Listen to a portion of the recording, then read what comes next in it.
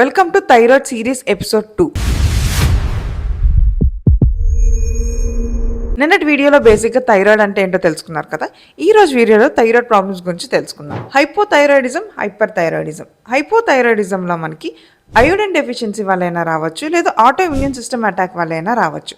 Hyper thyroidism మనకి immune system thyroid గ్లాండ్ని ఓవర్గా stimulate చేసినప్పుడు, లేదా థైరాయిడ్ హార్మోన్స్ అన్ని మన బాడీలో ఎక్కువగా ప్రొడ్యూస్ అయినప్పుడైనా హైపర్ థైరాయిడిజం అనేది రావచ్చు. ఈ హైపోథైరాయిడిజం గురించి మాట్లాడుకుంటే ఇది అండర్ యాక్టివ్ థైరాయిడ్, అంటే మన బాడీ స్లో మోషన్లో ఉంటుంది.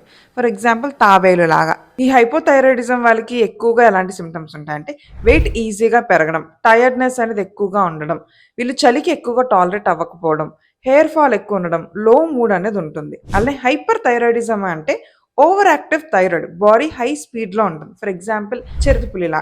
కానీ వీళ్ళ యొక్క సిమ్టమ్స్ ఎలా ఉంటాయంటే వెయిట్ సడన్గా తగ్గిపోవడం, హార్ట్ బీట్ అనేది ఫాస్ట్గా కొట్టుకోవడం, వీళ్ళకి యాంగ్జైటీ అనేది ఎక్కువగా ఉంటుంది, స్వెట్టింగ్ ఎక్కువ వస్తుంది, స్లీప్ ప్రాబ్లమ్స్ ఉంటాయి, వీళ్ళు వేడికి ఎక్కువగా టాలరేట్ అవ్వలేరు అనమాట. సో ఇవన్నీ సిమ్టమ్స్ హైపర్ థైరాయిడిస్. ఇంకా కొన్ని కండిషన్స్ ఉంటాయి, గాయిటర్, నోడ్యూల్స్, థైరాయిడిటిస్. ఇవి మోస్ట్లీ హైపర్ ఆర్ హైపర్ థైరాయిడిజంకి లీడ్ అవ్వచ్చు.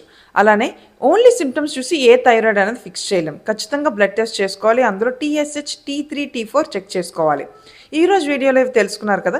నెక్స్ట్ ఎపిసోడ్లో మనం థైరాయిడ్ పేషెంట్స్ ఏ ఫుడ్ తినాలి, ఏ ఫుడ్ తినకూడదని క్లారిటీగా ఎవిడెంట్గా తెలుసుకుందాం. అంతకన్నా ముందు వీడియో రావాలి అంటే న్యూట్రిక్వెస్ట్ పేజ్ని ఫాలో అవ్వండి. అలానే మీకు డైట్ కావాలి అంటే నాకు డైట్ అని కమెంట్ చేయండి. నెక్స్ట్ వీడియోలో తెలుసుకుందాం.